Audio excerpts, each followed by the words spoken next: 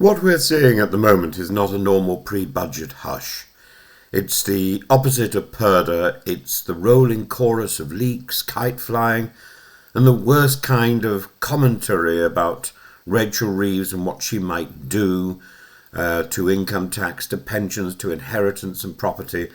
And this does nobody any good. Over the last week, we have had in effect a full menu of potential taxes. A 2 pence rise in income tax, offset by a 2 pence cut in national insurance for earnings under about £50,000, the so-called 2 up, 2 down move, which plainly shifts the burden onto pensioners and landlords because they do not pay national insurance. That has been briefed as almost certain. At the same time, we've had pieces saying salary sacrifice for pensions will be capped at £2,000, raising up to £2 billion, and that employers could lose their national insurance advantage as well. That is a technical change being talked about as if it were a smash and grab, so people naturally panic. And layered on top of that is the hangover from last year's decision to bring unused DC pensions into inheritance tax from 2027, which former Pensions Minister Ross Altman has called a disaster in waiting because the probate timetable simply doesn't match the tax timetable. The result is a picture of families being taxed on money they cannot physically get to. That's a very emotive story, so it travels, so the public hears not one clear message but 5 scary ones at once. Why is this happening? Well, there are 3 reasons. First, the whole. The OBR has been told to expect a gap of roughly £30 billion, so every lobby correspondent goes hunting for measures big enough to fill it. Income tax is the only truly large lever, so everything gets framed around that. Second, the government boxed itself in with the 2024 manifesto pledge not to raise income tax, national insurance or VAT. Now the deputy leader, Lucy Powell, is warning in public about trust, which confirms to journalists that the pledge is under strain, which produces more copy, which in turn creates more political pressure. It is circular. Third, the Treasury likes to test the water. Floating several options lets officials see who squeals. But when you do that on pensions, which people quite reasonably treat as intergenerational contracts, you spook the savers and executors long before the rules even exist, and that is the real policy cost of this style of behaviour. The problem is this is doing harm already right now. It's four ways this is manifested: in behavioural harm, administrative harm, political harm, and market harm. Behaviourally first, some advisors are already reporting people drawing cash early because they fear the 25% lump sum might be next, even though government figures have briefed that it's not. That's pure speculation turning into real-life decisions. Probate officers and pension administrators are reading the same pieces about IHT first and income tax second on inherited pots and thinking, we cannot do that in 6 months. They're right. Ross Altman's point is that you are creating executor liability without giving executors the data. That is policy by headline, not policy by operations. Polling in the last couple of days shows only about 1 in 5 voters is comfortable with Reeves breaking the manifesto tax line.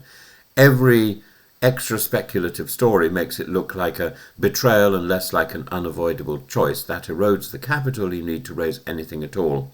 And as for the market harm, pensions work on trust and predictability. When you trail in quick succession IHT on pensions, national insurance on salary sacrifice, and tighter council tax on the top band, you create a story that the UK is no longer predictable on long-term saving. That's exactly what the pensions industry is warning about.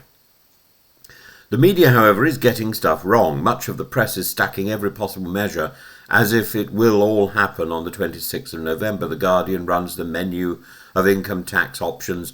The Independent does likewise. The Observer frames it as a generational transfer.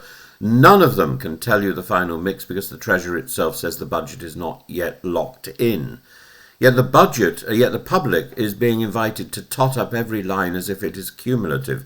That is how you end up with lurid talk of double death taxes at 67%. A second mistake is to treat internal Labour tension, Powell saying keeping the promise, Reeves saying we must all contribute, as proof of chaos. It's actually a standard negotiation between political wing and fiscal wing, but it's taking place in public. Once it's out in the open, it feeds the narrative of a chancellor lunging around for cash. It feeds the narrative of chaos. What Reeves could do to stop this, I called her leaves for a moment, which is what I hope for. It's quite simple, Rachel leaves. It's quite simple. She could set two clear red lines in public now. One, say plainly which parts of pension tax treatment are not on the table for this Parliament. For example, confirm again the 25% lump sum stays, confirm no retrospective changes to pots already crystallised.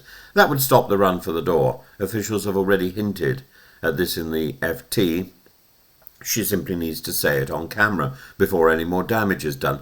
And secondly, to publish alongside the budget an operations note about how IHT on pensions will actually be administered and what grace periods executors will get. That would puncture the image of widows being billed for money they cannot access. Do that and half the scary commentary evaporates because it will no longer have a human horror story attached. Budgets used to be guarded because premature disclosure could move markets and because chancellors should account to Parliament first. What we have now is an extended running commentary designed to soften people up. That might help number 11 in the short term, but it weakens Parliament as the forum where tax is actually justified. It also leaves the Chancellor owning every rumour. If Reeves does the 2 up, 2 down move, folk will still say she was planning far worse on pensions and only backed off under pressure. If she does not, commentators will say she blinked. A permanent pre-budget trial by column inch is a trap for her as much as for savers. So, what I would say is this. 4 things. The country accepts there is a fiscal hole. The country doesn't necessarily accept it was made by the previous government. The country looks at Rachel Reeves and thinks, well, you're not very competent. Secondly, the country has not been given a crisp, staged plan for filling that hole. Again, it looks at Rachel Reeves and says, you're not very competent. Instead, it has been fed a collage of every tax rise a journalist could squeeze out of officials. That corrodes trust, that distorts behaviour, that makes pensions policy, that makes good pensions policy look like a cash raid. Until Rachel Reeves restores a proper pre-budget discipline, every November will look like this. A month where people are told to pay tax on money they do not yet have and to guess which lifetime savings promise is about to be rewritten. And that is avoidable, and right now it's all speculation, not tax measures, that is doing the most damage. It's doing damage because Rachel Reeves has allowed it to do damage. It's doing damage because she's incompetent. And, frankly, she should go. Her name, as I say, a little Freudian slip earlier, I called her Rachel Leaves. That's exactly what she should be doing.